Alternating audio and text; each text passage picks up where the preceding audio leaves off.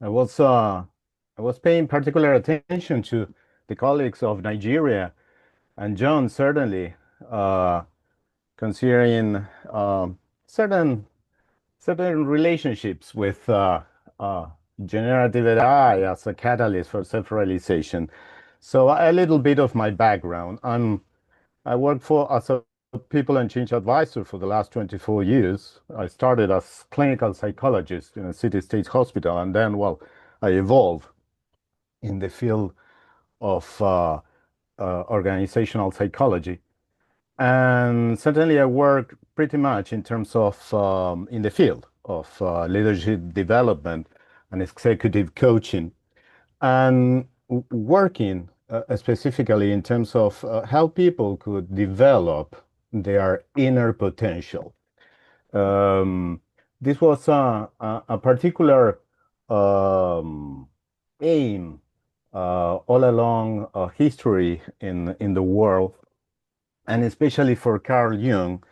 I'm pretty much glad to make this presentation, considering that it's Zurich-based, this international conference, and considering that Carl Jung belonged to Zurich, and it's great for me to pay homage to his legacy in this presentation. So the fact is, in the outline, I want to develop the core issue about this presentation, that is the crisis of meaning uh, in modern life uh, uh, that is experiencing a lot of people. So certainly the idea is to present and introduce individuation wave analysis, transdisciplinary innovation I developed, and to explain how to integrate Carl Jung's main theory, main foundations of his theory with the Elliott Wave model coming from technical analysis of market stocks, and to showcase generative AI analytical catalyst integration. So how could I model all this information, all the data from Carl Jung's theory and Elliott Wave's theory in a concise and synthesis required in order to develop this model. So the idea is to present two case studies and the main applications for this framework. So as I told you, the problem of the crisis of meaning in the modern era is that from the old times, maybe you heard before the Delphi maxim of know thyself, and the urge to develop self-realization along the centuries. This is a particular issue for us as human beings. And the problem is that today, liquid modernity, as it was defined by Siegfried Bauman, with its melting powers and the globalization and so much technological process and progress, it's eroding traditional structures and values all over the world, especially certain cultural myths and life and traditional life narratives that are fragmented in so many places and for so many people in such a short time. We can see it also in terms of the differences of generations, considering baby boomers, considering Generation X, and the millennials. And you can see how life narratives are becoming more and more fragmented. So the process of self-realization, or as Carl Jung coined, individuation, is becoming increasingly difficult. So this is a natural process we need to, an ongoing process we need to uh, develop all along our lives, of our lifespan. But considering the particular context, there's a um, there's a need uh, to develop and consider more and more the psychological development of every individual in order to um, develop and attain uh, its maximum potentiality, which is its own, his or her own uh, self-realization. In this case, I want to consider Marie-Louise von Franz. She was a Swiss disciple of Carl Jung, maybe the most important disciple. And in a very interesting book of about archetypes and individuation, she and I quote her.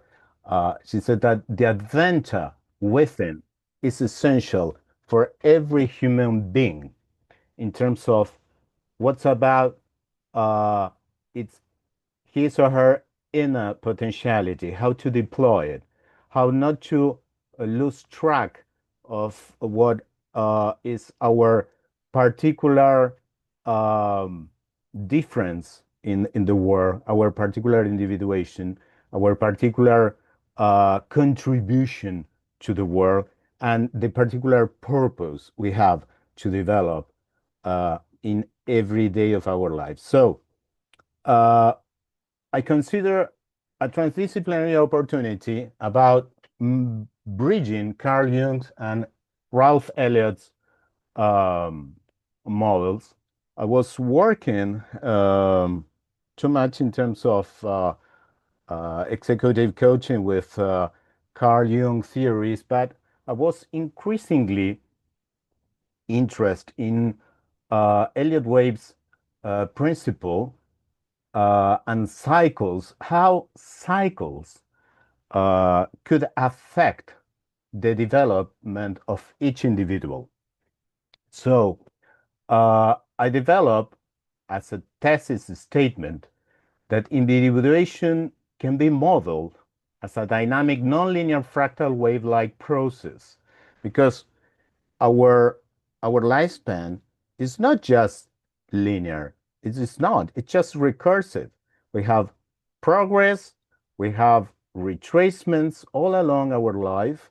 So the idea was to consider a structure, a fractal wave-like structure, in order to consider our uh, development, our progress, or retracements in different moments of our life. So the idea was to um, start modeling with generative AI and to consider it as a catalytic synthesizer and modeling tool to start developing this framework.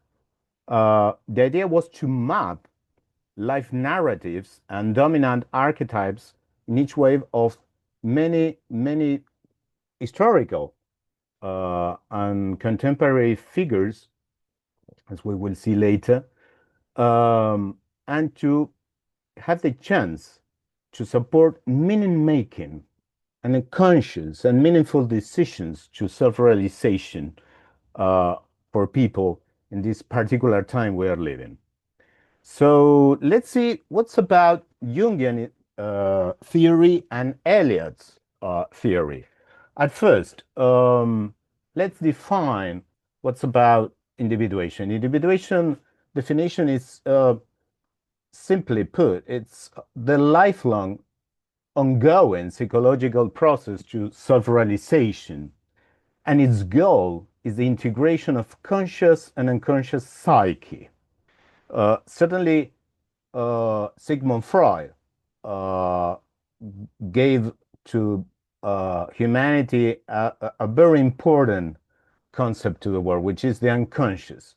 For centuries, we were only considering the conscious, what is what can be seen, but not the unconscious that is playing, and all those I could say in terms of John, our noisy neighbors we have inside our mind, and how they interplay and flow, to uh, have impact in our conscious mind and behaviors.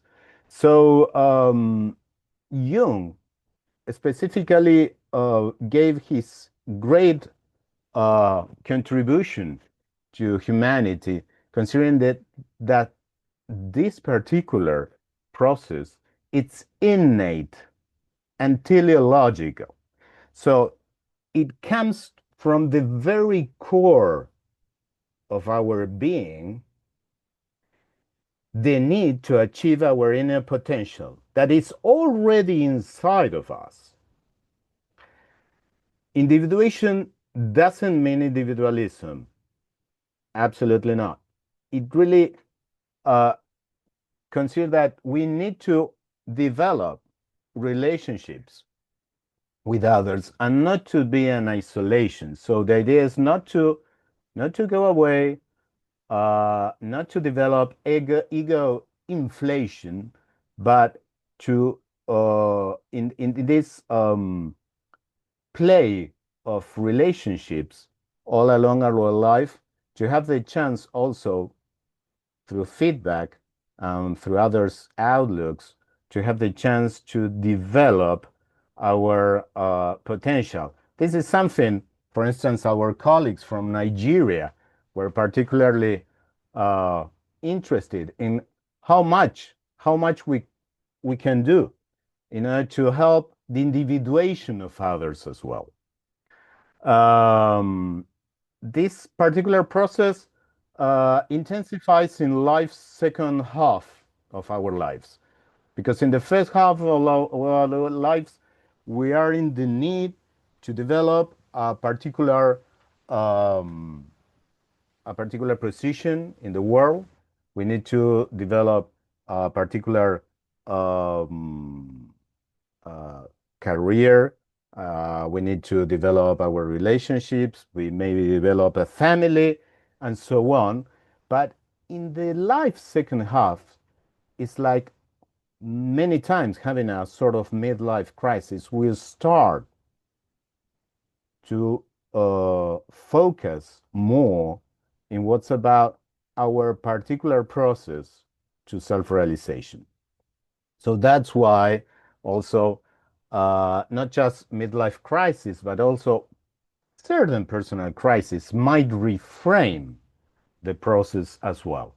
So in second place, just to give a look about Jungian archetypes, which is something that generative AI will need to analyze. Certainly, Carl Jung mainly consider our persona as an archetype, which is the social mask we show about our personality in public. It is related to our professional job and development. It's about our particular roles we have in our society. And the counterpoint of the persona is the inner shadow, which has all those hidden or repressed elements we have um, in our psyche, in our mind. It's a sort of dark side. We don't want to talk about it. It's like all those things we really don't like uh, uh, ourselves, and we don't want to show to others. Then he considered the anima in the male psyche and the animus in the female psyche, which is the personification of the other gender in our psyches. So, for instance, in the case of men, the anima is the personification of what comes from the mother in terms of the different psychological tendencies as intuition, emotion, or relational capacity, pretty much feminine. And in the case of the animus, it's what comes from the father to the daughter in terms of the personification of those masculine psychological tendencies in terms of logic, in terms of assertiveness or rational thought. So the interplay in the case of any given relationship, any couple with your partners. So there's always an interplay of the anima and the animus, and and also they play a important role in terms of attraction. Many times, when we fall in love, we are just considering the mirror of the anima of the animus as we uh, um, have the imprint in our childhood coming from our parents, and then we find it again in a partner, for instance. But the main thing, the main archetype, is the self, is the core, central, organizing archetype of the entire psyche that represents the ultimate union of the conscious and unconscious minds. And its destination is individuation. What tries the self from the very depth of the unconscious is to develop its potentiality in reality and in our psyche. And there are also certain supporting archetypes that are, in fact, archetypes are models of behavior that we can develop in certain moments of our life, like a hero or heroine archetype. In the case of the trickster, no, maybe mainly innovating, maybe breaking rules. In the case of the great mother, for instance, with all her nutrition, but at the same time, um, very, very expansive, that so much overprotection could make a problem. At the same time, we have the archetype of the sage in order to, well, to balance what's about reality, to balance the conscious and the unconscious. We have the orphan archetype, which is something very common in children having lost one of the parents, to have the sense of loss as a collective social group when the leader is not anymore, and experience the archetype of the orphan, or for instance, the ruler, as we now are experiencing and watching on our TV news channels, how different individuals play the role of the ruler, the archetype of the ruler, and how their interplay are helping or not at all the world. So this is about Jungian theory, and now let's have a look about Elliott Wave Principle. Ralph Nelson Elliott was an American accountant, which, after having unfortunately an illness due to his work in Central America, he needed to put a stop on his profession. So he reinvented himself, starting to study all the different market behaviors in Wall Street about stocks for many, many years. And he started to uh, consider how these wave patterns of optimism and pessimism were displayed in the market.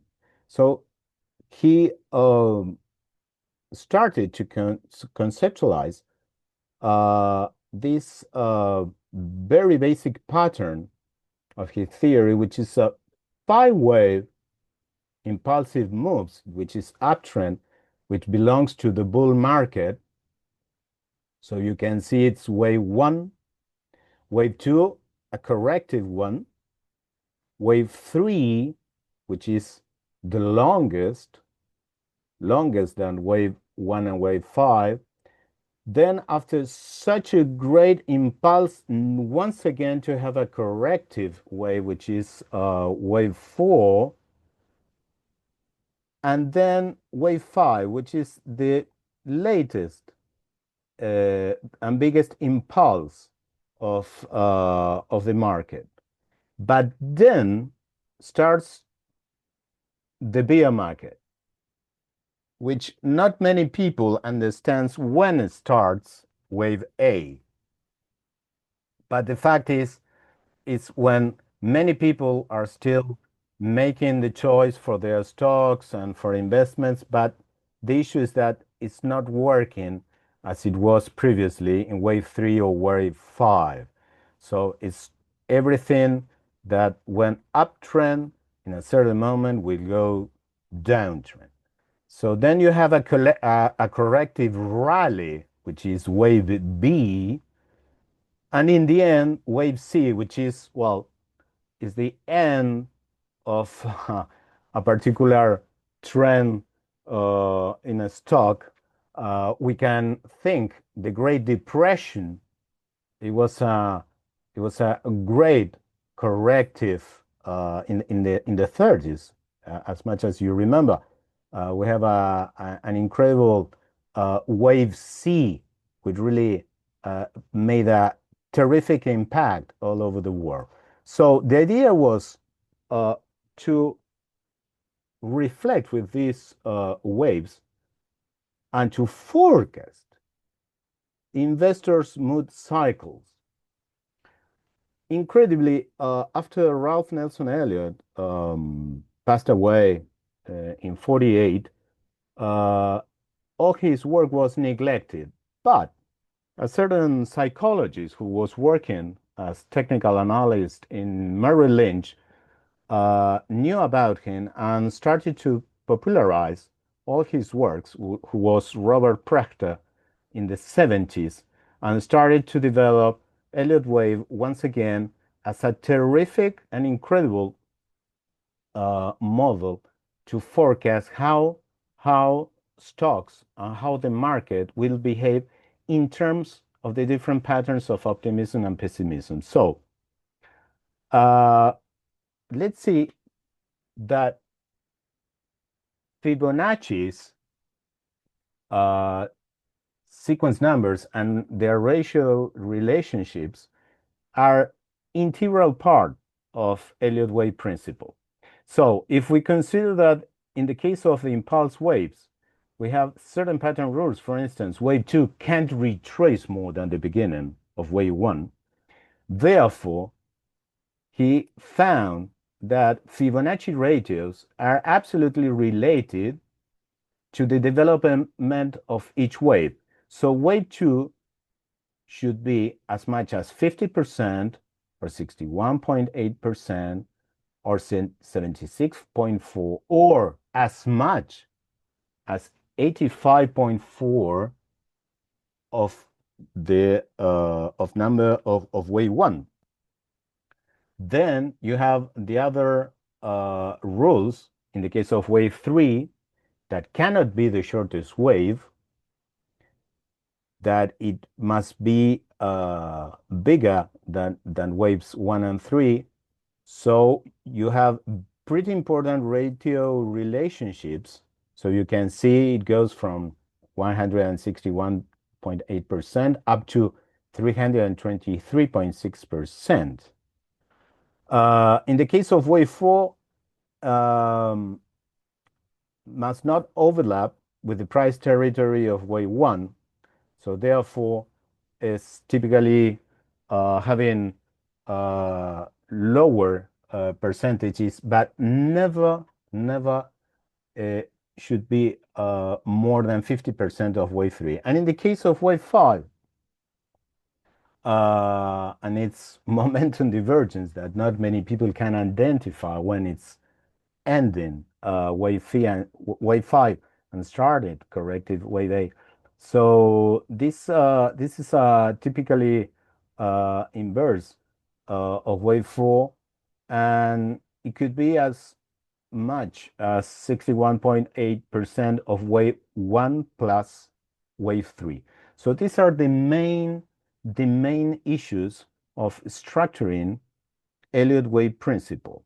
So Robert Prechter in the 80s started to develop the notion of socionomics. It's to start considering Elliott Wave Principle in social mode and how social mode drives economic and political trends. So he went beyond uh, the technical analysis of the market and started to develop this model in terms of economic and political trends.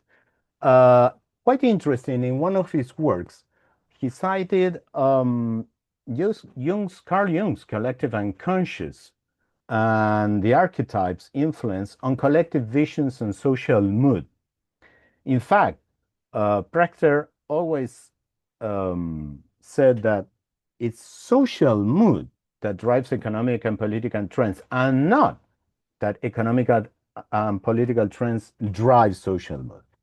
So the issue is that Prechter always considered the herd behavior of the market, the herd behavior of the economic trend, the herd behavior of political trends, but that this model is not for individuals due to their logic, to their free will, to their own choices and decision-making processes. So I started to challenge this idea, and for my surprise, in one of the books of a very important disciple of Carl Jung, who was a lady, Jolande Jacobi, she worked in the beginnings of her career with Charlotte Bühler. Charlotte Bühler was a German lady who was maybe the main pioneer in terms of developmental psychology in Berlin in the 30s. And she started to map, and through her empirical findings, a five-phase biological curve. And the interesting thing is that it was at the same time as Ralph Elliott was developing his and discovering the basic patterns of market behavior. And the second synchronicity is that her five phases are very much related in terms of their development with the different waves of Elliott wave. And particularly, phase 2 and phase 4, she considered them transitional as much as wave 2 and wave 4 are corrective. This is a remarkable synchronicity coming from her empirical findings and considering the lifespans of many people, not only in terms of celebrities and important figures in history, German history, but also in terms of living individuals in that time. The fact is, Jacobi said that unfortunately her um, pretty important biological curve was not considering the unconscious, was not considering the unconscious elements that Jung displayed and postulated. So the idea is that individuation wave analysis is a superior solution in terms of closing Buller's gap of depth psychology, integrating not only the quantitative narrative momentum of a light trajectory for each wave, so as Elliott was considering the quantitative market momentum, we start to consider quantitative narrative momentum of each wave of each given life trajectory of an individual. instead of Bueller's fixed yearly period. So we focus in the narrative momentums that in certain yearly periods. Second, including in each wave the interplay of the embedded unconscious archetypal patterns and their energies. They are models of behavior, which is the dominant archetype in each wave. And the idea was to originally add the three waves correction, A, B, and C, to as an interpretation of individuation's posthumous legacy and social impact. I always remember Stephen Covey asking, "What would be your legacy in life?" So the idea is to also have the chance to map through this framework how much the posthumous legacy of any given individual could still make impact through time after passing away. So, how to make this integration with generative AI multimodal reasoning? In my case, I come from psychology. I never had the chance to program. I really admire all the people working in programming, in networks, today working so much in Python and so on. I didn't develop pretty well basic programming when I was a teenager with my very first personal computer. So I'm really thankful for generative AI to have the chance to integrate and to make the hermeneutic bridge of these two models and considering this following hypothesis, that is, that impulse waves 1, 3, and 5 always develop a new archetype, a new core or new supportive archetype, which is the dominant one. That and the second hypothesis is that corrective waves 2 and 4 are particularly reframed in terms of meaning, expectations, behaviors, events, and eventually integrating the different archetype shadows in order to, well, make a new meaning, a new sense of the particular way we're developing along our life span.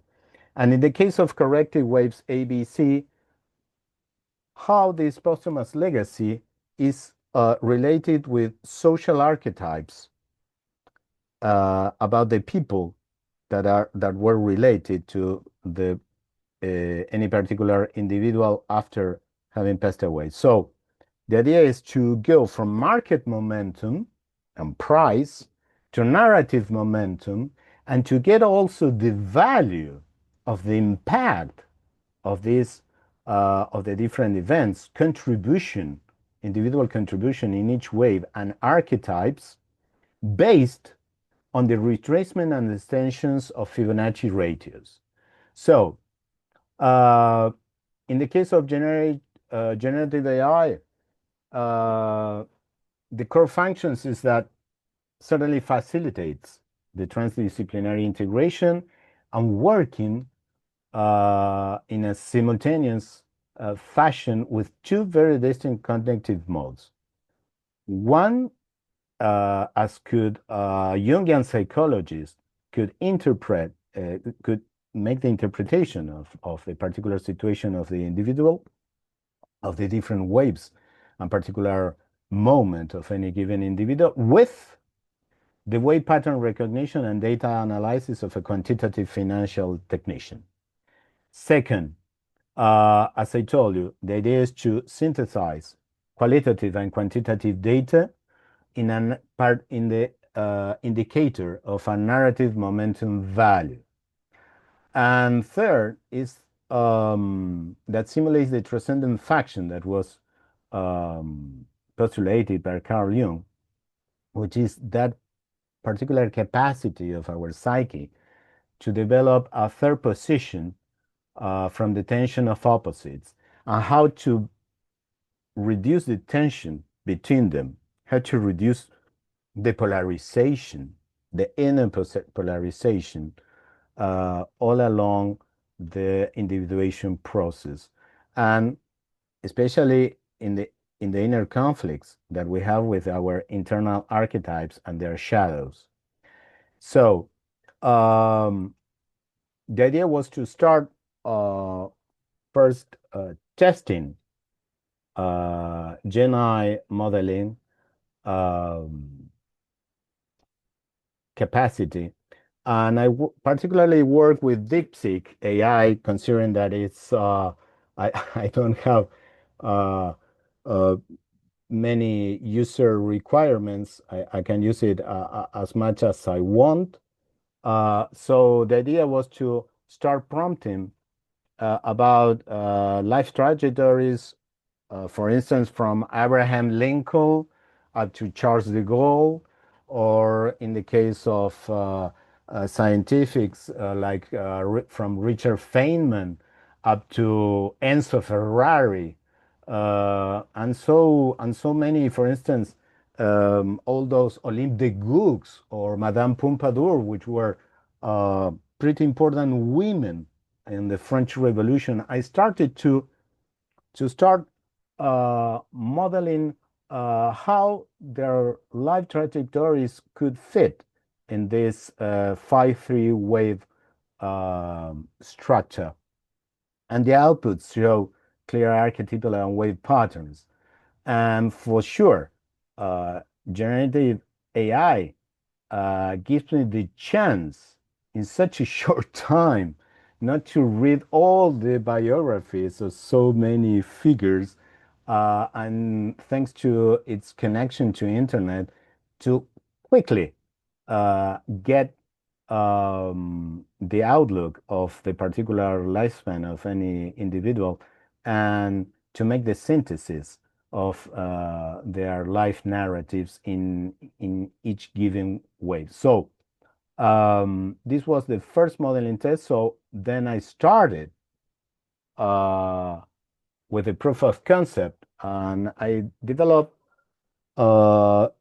first with Carl Gustav Jung and Warren Buffett, considering that Warren Buffett today is a 95 years old fellow who, well, developed his own individuation for the last 95 years. And the prompt, in the prompt, I tried to structure as much as possible not only Elliott Wave's rules for the 5 impulsive waves and the 3 wave correction 3-wave structure, also considering the Fibonacci ratios to quantify each narrative momentum, to clarify the percentage of the retracement and extension. So I'm asking generative AI to make all these analyses in simultaneous, and to conclude with a summary of the life and individuation as outlined in Carl Jung's theory of the individuation, to check if this celebrity, this figure, if this individual achieved individuation in the end or not. And to end with a summary table of the exact value of narrative momentum for each wave. So what I have here is precisely the summary table. And in the case of Carl Jung, it's quite interesting how generative AI divided all the periods. And here we have, for instance, in the case of Carl Jung, his first growth as a child, having a narrative momentum of 1, and then the corrective wave 2, which was at first having met Sigmund Freud, who was the most incredible man he met in his life. When they very first met, they've been 24 hours talking in a non-stop talking in Vienna. But the fact is, Freud wanted to have him as his son, as his dolphin in his psychoanalysis movement. And Jung decided to break with him, not to continue to be an apprentice or a son, but to develop his own potentiality. So he started Wave 3 in 1907, confrontation with the unconscious, which was, he was like a sort of psychonaut working with himself in a very risky way.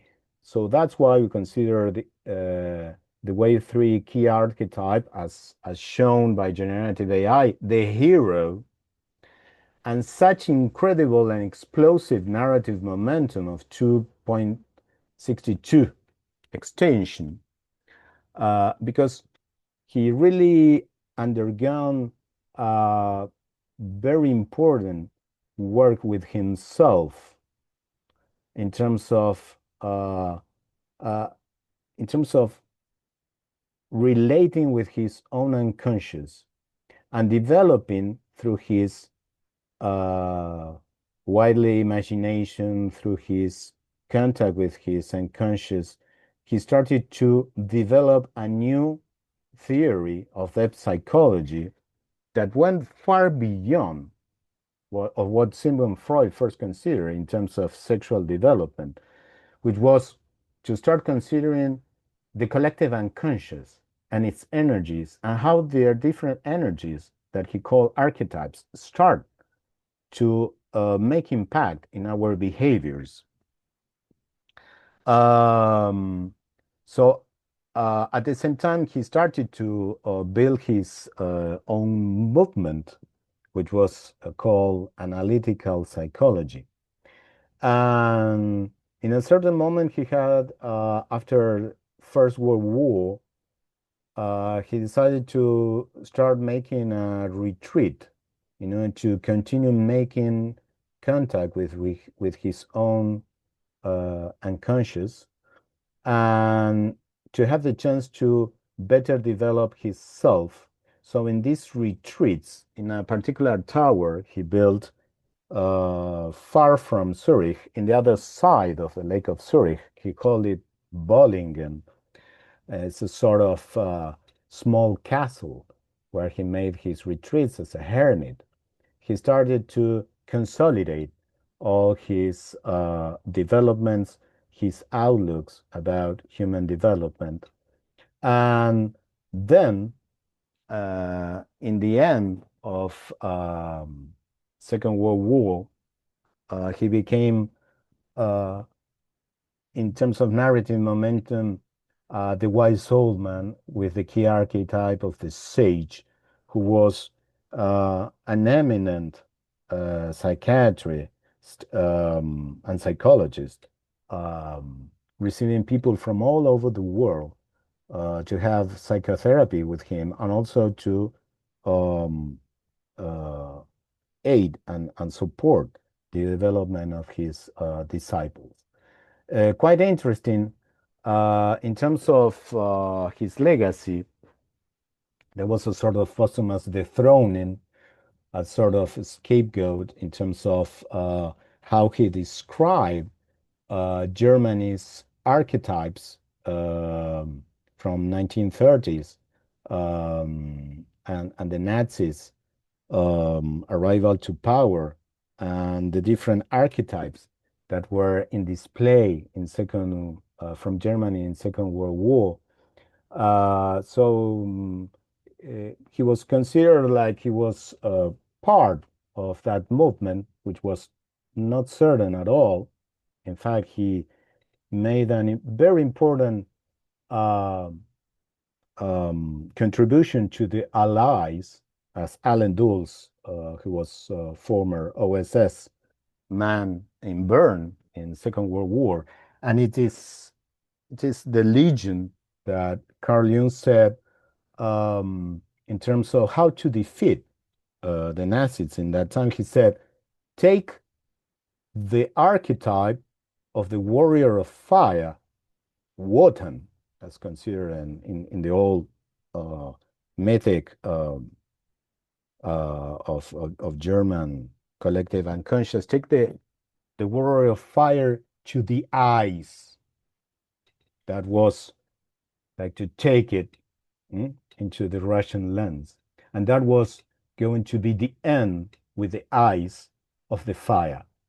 In the case of Wave B, it's quite interesting. In the beginning of the 80s, generative AI considered that there was a scholarly revival, like that it was a very treasure for psychology, for all the different humanistic fields.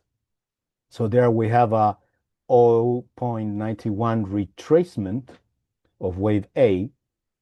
And in the end, we're starting to have a digital reintegration and a collective integrating self about Carl Jung's legacy and theory.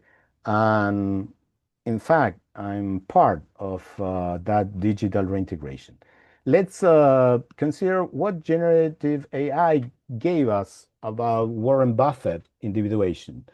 Suddenly, he started with the apprentice archetype as a sort of prodigy, but with the shadow, the particular shadow to remain as apprentice. So wave two shows the correction to become an artisan of his own destiny. So that's when he decided to not continue being an apprentice, but to buy Berkshire Hathaway, that was a cigar business, and to invest in it and to start making different investments.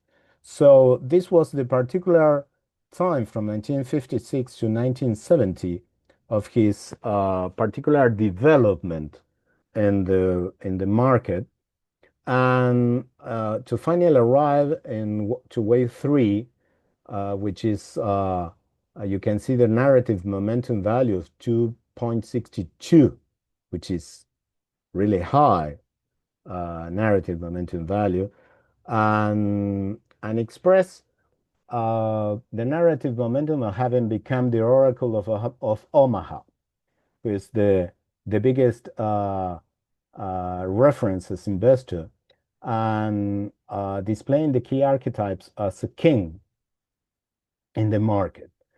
Quite interesting. In wave four, the second corrective wave in 2000, it's about the dot-com crisis. It is known that he was fiercely criticized of not having invested in dot-com companies in that time. But when the dot-com bubble burst, he was absolutely recognized of not having invested on these companies. In fact, he invested in General Electric and Goldman Sachs. So he was displaying the key archetype of the sage, of displaying his wisdom in terms of where to make the investments. And right now, in terms of 2010 to present, it's about, well, or his legacy. In fact, he's making all the retirement as a wise old man doing his final work with Berkshire Hathaway, his hedge fund. So in this case, I just considered through generative AI, what could be projected with A's, B, and C? Because the idea is not to make projections or forecasts about an individual's development. That's something we can make with the market, but not in this case. So the idea is just how could be the narrative momentums and key archetypes and narrative momentum values. So it after he passed away, there could be for sure a succession test and a sort of fallen idol for many ones. And later, there could be reassessment rally about all his legacy and how the enduring institution as of Warren Buffett will deploy, and in the end, a final integration, an integrated canon of his legacy for all the investors of the world. So, what's about the challenge? The challenge is how could we make the application with living individuals? Well, first of all, qualified professionals should develop qualified biographical narrative deconstruction for each living individual with different tools we have available and assessments in the market. Step two, to have the chance to prompt in Gen AI for Elliott Wave and Jungian Archetypal Diagnosis, as I made. Step three, prompting for the narrative momentum value. And step four, making the visual graph. Unfortunately, Gen AI still cannot make the visual graph, so that's why I share with you the summary table. Certainly, in terms of ethics and safeguards, to consider IWA as a possible model to help and to help supporting individuation process for people, first of all, to guard against subjective bias. So that's why it's needed to ensure professional supervision. Certainly, qualified professionals should develop this tool and to obtain the informed consent from the individual, and especially to avoid deterministic claims, because we are not making forecast. We are not shaping destiny to individuals. We are just giving meaning making and a forward looking of different options and scenarios, considering what was done and how could continue the particular life trajectory of any individual. So the idea is to consider validation and research roadmap for coming time, to make expert evaluation and coherence checks of life trajectories of patients, of clients, for instance, in coaching, to start developing pilot studies with individuals, to make longitudinal research, and to consider different applications in developmental psychology, psychotherapy, leadership development, and coaching as well. So in terms of conclusions, it was a novel transdisciplinary approach bridging Carl Jung and Ralph Elliott's legacies. Gen AI multimodal reasoning capabilities really showed remarkable framework integration and performance. I was particularly surprised about how well. Certainly, I'm one of the other interests in terms of validation is to consider inter-rater differences of DeepSeek with Gemini, Google's Gemini, with Claude, with ChatGPT, and other Gen AI options, and to consider the difference that there could be also in terms of falsifiability test. Certainly, Gen AI provides insightful support to the lifelong process of individuation, and particularly in this time, also when we are reconsidering how could be our role, how could be our development in a very technological world as we are experiencing. Therefore, IWA we consider it as a reflective, non-predictive. It's just about meaning making and forward-looking framework to support individuals' process to self-realization. I think I'm on time. I would like to know if there are any questions from the audience, to share. Thank you, Dr. George, for your remarkable presentation. Does anyone have any question?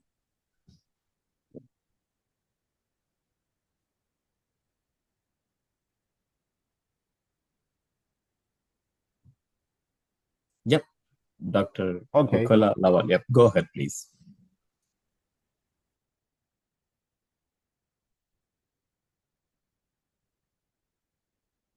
Cannot listen. Yeah, good afternoon from this part of the world, and I would really like to appreciate George for this great presentation.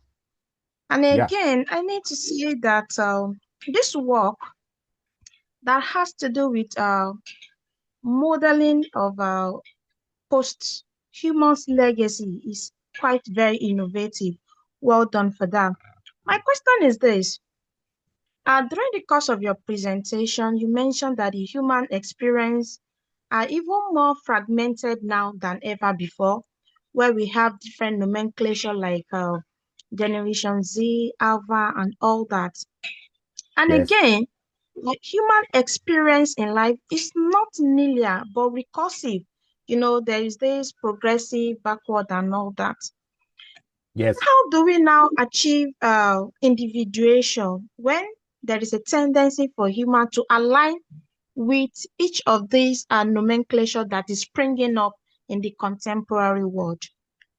And my second question is that you are so emphatic about saying that this is not about being predicting, that it's a non-predictive approach. So how do we Yeah. integrate that when we have the first level of the wave that you've already talked about? How can we guide as a professional not to say this as being predictive of the legacy yet to come? Thank you. So, well, what a high performance question you're making. So, first of all, for centuries,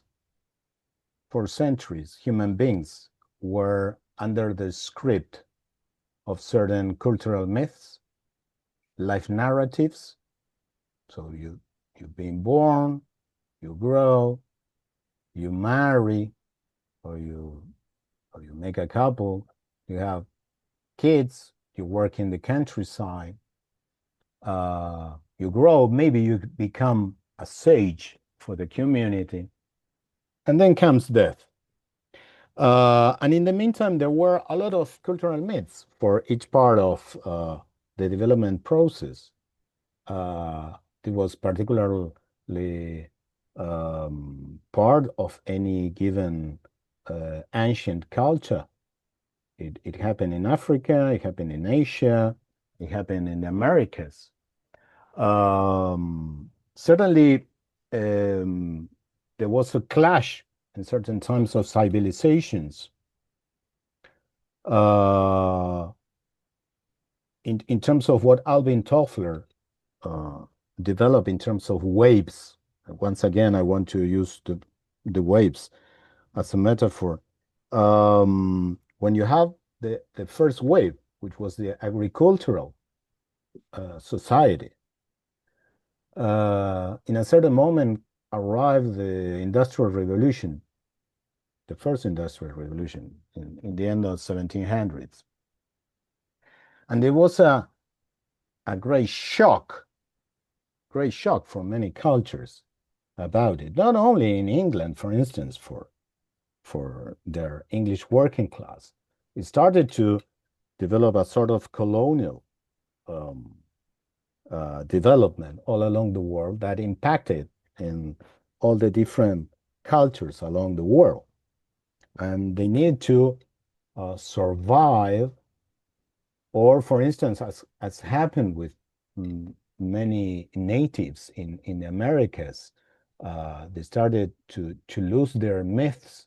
They started to take refuge in alcohol or other options because they lost their basic life narratives. So this is something that happened, massively happened all along the world. And now what we're experiencing in terms of many people is that maybe they're focused so much in terms of productivity. Maybe they're so much focused in terms of how I communicate the greatest idea I could have, and so on, but maybe they are not really displaying their inner potentiality as an individual. Maybe they are following collective mandates, collective fashions, which are pretty much capitalized today by marketing. Once I heard a lovely fellow, I'm in touch with him, he's a colleague, and another Argentinian who's working in Spain in terms of digital marketing. And once I heard him saying, we need to develop envy. So this is absolutely opposite in terms of our societies and cultural development nowadays about the particular individuation process of any given individual. Is how do you step back from fashion? What are you doing for yourself? What are you doing in terms of developing your core self, developing your inner potentiality? So this is the question that Jung brought in 20th century. I think it's not a coincidence, because 20th century marked like the epitome of civilizations clash, which today we're also experiencing, also in terms of geopolitics nowadays. So, so beyond the fact that for many, many years, life narratives were commonly structured in traditional cultures all around the world with their own particular myths and ways according to the context of nature, because it's not the same to be in the plains of the pampas than to be in the jungle in a tropical Africa, or to be in the Himalayas in the case of Asia. So the fact is, after so many centuries of common structures of human development and life trajectories that were imprinted because of these narratives, and that they were giving sense and purpose for every individual. Today, with such a technological process, with the globalization, with this marketing imperative of we need to develop envy, no? Instead of, so to put the attention outward rather than inward, and to consider, okay, we are here in the world, what's going to be my contribution? What's going to be my particular legacy, as I showed in the case of Stephen Covey? What's going to be my legacy? So this is something too many people today are not having in their radar. They are not considering it. They're just following what the social imperatives show. So the fact is, to have the chance, to give the opportunity to reconnect with your soul, with your mind, with your inner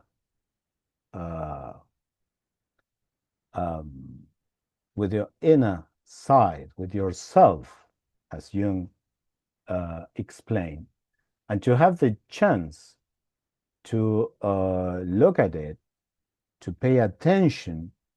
For instance, in Jungian psychotherapy, they play a lot of consideration for dreams, because that's in dreams. It's a sort of channel of archetypes interplay, showing maybe the scream from the self to have the chance to develop potentiality and reconcile and integrate the conscious and unconscious, even uh, in this sort of so much positivity society, that seems to be everything successful and everything needs to be shown in terms of influencers, like they are so successful people. The fact is, every human individual not only has the right, it has the obligation to find its own potentiality that goes beyond family's values. It's pretty much aligned to the vocation, and to have the chance to display it, to give it wings, to give the chance to develop in everyday life, not just to think that oh yeah, when I retire, I will do what I like. That's something that goes against the individuation process. So this is something we don't need to procrastinate. This is something we need to actualize every day. And in the case of the different generations, it's quite interesting that in such a short time, just in 10 years, 20 years, such a great difference of values, of interests, of relationships that generations are having. And you have the clash of these different waves with such a generational diversity in businesses today. So the fact is, beyond what the fashion, what the trends, social trends display, is about what's about me, what's about my inner potential, what's about my core, and how could I display it, how I could give energy to it beyond my particular own process and challenge, inner challenge of self-realization. But that it goes beyond what social imperatives could be all along the world, because we can develop incredible technology, but that doesn't mean that we become better humans. So the idea is, can we look inward? Can we consider what's our own potentiality? That's something I always discussed in a given executive coaching process. If a particular professional development, it's aligned or not with the inner potential, because it's not, the question is not about what we lack.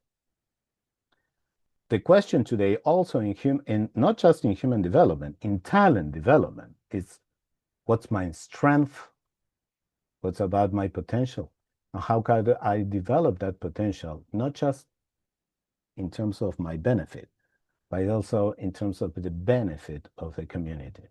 I hope this sort of long explanation could give an answer to your question.